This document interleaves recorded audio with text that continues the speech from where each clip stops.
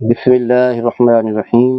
نحمده ونصلی ونسلم علی رسولہ الکریم وعلی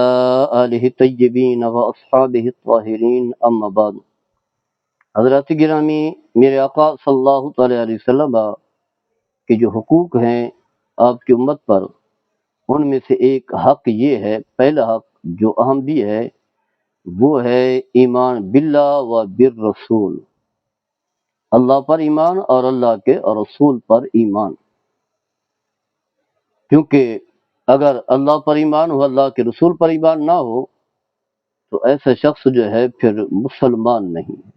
چاہے وہ تمام انبیاء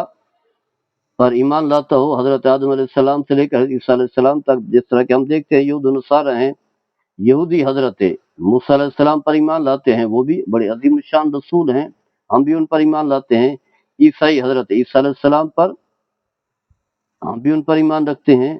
لیکن جب میرے آقا صلی اللہ تعالی علیہ وسلم تشریف لائے، آپ نے اعلان کیا، جب آپ کی عمر 40 سال ہوئی مکہ میں، وہاں آپ کی ولادت ہوئی، جب آپ نے اعلان کیا کہ میں اللہ کی طرف سے رسول بنا کر کے بھیجا گیا ہوں، تو اب یہود و نصارہ پر لازم تھا کہ آپ پر ایمان لاتے، لیکن وہ ایمان نہیں لائے، حالانکہ وہ باقی کتابوں پر ایمان بھی رکھتے ہیں، انبیاء اور رسول پر ایمان بھی ہے، ابراہیم علیہ السلام پر ایمان ہے، دیگر انبیاء کرام پر ایمان ہے،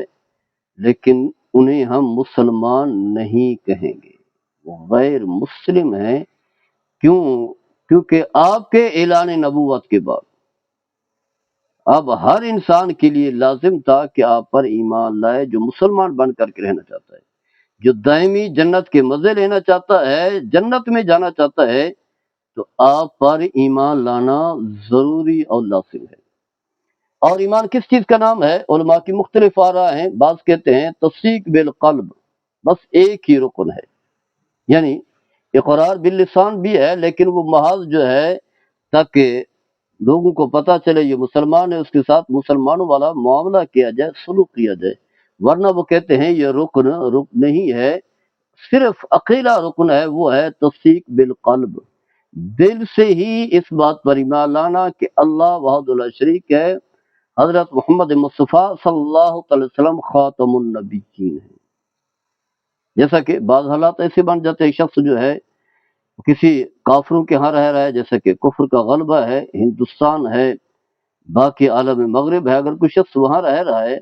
اور کافر کوئی کہے مسلمان کو کہ تم جو ہے زبان پر کلمہ کفر کہو، کیونکہ کافر مسلمانوں سے بغض و عناد رکھتے ہیں، دشمنی رکھتے ہیں، اب اسے کہیں کہ بھی اللہ کا انکار کرو، اللہ کے رسول کا انکار کرو،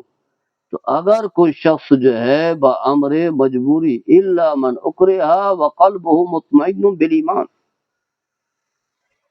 اگر مجبور محض ہے اور اس کا دل مطمئن ہے، یعنی دل سے انبیاء، اللہ اور انبیاء کا انکار نہیں کرتا، اللہ کو بھی وحدہ لا شریک مانتا ہے، دیگر انبیاء کرام پر بھی ایمان ہے، نبی کریم صلی اللہ علیہ وسلم کو بھی خاتم النبیین مانتا ہے، لیکن کافروں کے خوف سے، ڈر سے بامر مجبوری اس کا انکار کر دیتا ہے، تو تب بھی وہ مسلمان ہے، اگر دل میں اس کا وہی عقیدہ ہے، کیونکہ دل کو تو وہ نہیں جانتے۔ تو دیکھیں اس حالت میں جو ہے رکن جو ہے باطل ہو رہا ہے، نہیں ہے اس کا وجود، صرف تصدیق بالقلب چل رہا ہے، تو گویا کہ تصدیق بالقلب جو ہے وہ تو اہم ہے۔ تو بعض کیا کہتے ہیں اقرار باللسان اور تصدیق بالقلب، بعض کہتے ہیں کہ نہیں، عمل بالجوارح بھی ہے، زبان سے اعتراف ہو میں مسلمان ہوں، کلمہ شہادت پڑھے، دل سے بھی پورا یقین رکھے، کہیں شک، تردد، وسوسہ نہ ہو، ورنہ یہ نفاق ہوگا۔ زبان پر تو کلمہ ہے، دل میں کلمہ نہیں ہے، تو یہ نفاق ہے۔ اور تیسرا کیا ہے؟ عمل بالجوارح، یعنی جو پیغام، جو دین، جو شریعت لے کر آئے حضرت محمد مصطفیٰ صلی اللہ تعالی علیہ وسلم، اس پر من و عن عمل کیا جائے، کوئی بہانہ نہیں چلے گا۔ نماز کا وقت ہوا، حی علی الصلاۃ کی آواز آئی تو فوراً چل کر کے نماز ادا کریں، تب جو ہے آپ مسلمان ہیں۔ اللہ نے آپ کو صاحب نصاب بنا، زکوٰۃ ادا کریں، اگر بہانہ ڈھونڈیں گے تو گویا کہ آپ مسلمان نہیں ہیں، عمل بالجوارح نہیں پایا گیا۔ یا اسی طرح حج بیت اللہ ہے، اس میں احرام ہے، طواف ہے، صفا مروہ کی سعی ہے، طواف زیارت ہے، بہت سارے احکام ہیں، تو وہ بھی کریں گے تب جو ہے مسلمان ہوں گے، ورنہ نہیں ہوں گے۔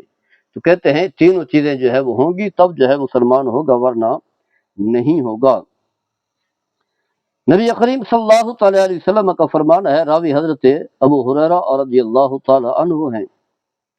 فرماتے ہیں کہ نبی کریم صلی اللہ تعالی علیہ وسلم نے فرمایا الایمان بضع و سبعون شعبۃ، فرمایا کہ ایمان کے 72 سے بھی زیادہ اجزاء ہیں، زیادہ حصے ہیں، یا فرمایا بضع و ستون شعبہ، فرمایا فافضلها لا الہ الا اللہ، جو مین ہے، جو اصل ہے، جو بنیاد ہے، وہ ہے اس بات کی گواہی دینا کہ اللہ کے سوا جو ہے کوئی عبادت کے لائق نہیں، اور اس بات کی گواہی دینا کہ حضرت محمد مصطفیٰ صلی اللہ تعالی علیہ وسلم اللہ کے آخری اور خاتم النبیین ہیں۔ فرمایا ان میں سے کم درجہ والا کیا ہے؟ امامۃ الاذى عن الطریق وحی شعبۃ من الایمان، راستے سے کوئی تکلیف دے، کوئی کانٹا ہے، کوئی کیلا ہے، یا ایسی چیز پتھر وغیرہ پڑا ہے اسے ہٹانا، فرمایا یہ بھی ایمان کا حصہ ہے، یہ بھی ایمان میں شامل ہے۔ اور پھر فرمایا حیا بھی ہے، فرمایا حیا بھی ایمان میں سے ہے۔ تو اسی بات میں جو ہے، اسی بات کو جو ہے واضح کیا گیا۔ ایک اور حدیث پاک میں آتا ہے، حضرت عبداللہ بن عباس رضی اللہ تعالی عنہ اس حدیث کے راوی ہیں، فرماتے ہیں کہ عبد قیس کا ایک وفد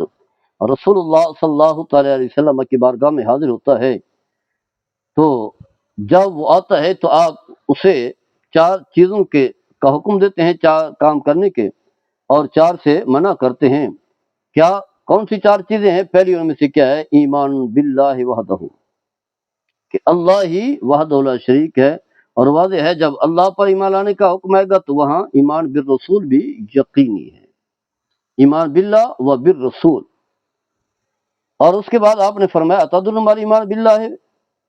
وحدہ، کیا تم جانتے ہو کہ اللہ وحدہ لا شریک پر لانے کا مطلب کیا ہے؟ تو انہوں نے یہی کہا اللہ و رسول عالم، اللہ اس کے رسول بہتر جانتے ہیں۔ تو آپ نے فرمایا شہادت اللہ الہ الا اللہ وان محمدا رسول اللہ، اس بات کی گواہی دینا کہ اللہ کے سوا کوئی عبادت لائق نہیں، اور اس بات کی گواہی دینا کہ محمد صلی اللہ علیہ وسلم اللہ کے رسول ہیں۔ واقام الصلاۃ، نماز قائم کرنی ہے، وایتاء الزکات، زکات دینی ہے، وصیام رمضان، اور ماہ رمضان کے اور روزے رکھنے ہیں،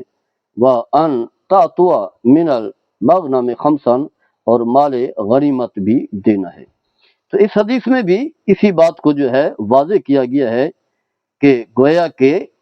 پہلا حق ہے رسول اللہ علیہ وسلم کا ایمان لانا، اور ایمان اور اسلام جو ہے دونوں ایک ہی چیز ہے۔ اور آگے بھی یہی فرمایا الذین آمنوا وکانوا یتقون، گویا کہ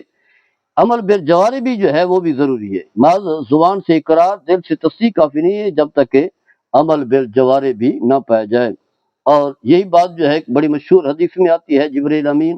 رسول اللہ صلی اللہ تعالی علیہ وسلم کی بارگاہ میں حاضر ہوتے ہیں، اور راوی حضرت عمر بن خطاب رضی اللہ تعالی عنہ ہیں، سوال کرتے ہیں ایمان سے متعلق، تو آپ یہی فرماتے ہیں ان تؤمن باللہ ملائکتہ و کتبہ و رسلہ والیوم الآخر و بالقدر خیرہ و شرہ، اللہ پر ایمان، اس کے سارے فرشتوں پر، تمام کتابوں پر، تمام رسول پر، آخرت پر،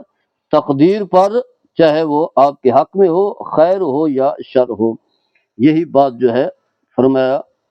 وَإِذَا أَخَذْنَا مِن نَّبِيٍّ مِّيثَاقًا وَمِنكَ وَمِن نُوحٍ وإبراہیم وموسیٰ وعیسیٰ ابن مریم، تمام سے جو ہے یہی۔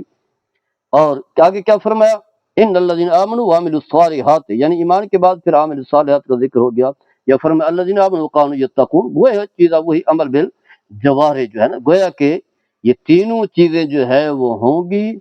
تب جو ہے نبی کریم صلی اللہ تعالی علیہ وسلم کے جو حقوق ہیں امت پر، وہ حقوق جو ہے پورے ہوں گے۔ یہ نہیں ہے کہ ہمارے ہاں بڑی بڑی محافل کا انعقاد تو ہوتا ہے لیکن تقوی نہیں ہوتا، خاص کر کے اس پر جو مال خرچ کیا جاتا ہے،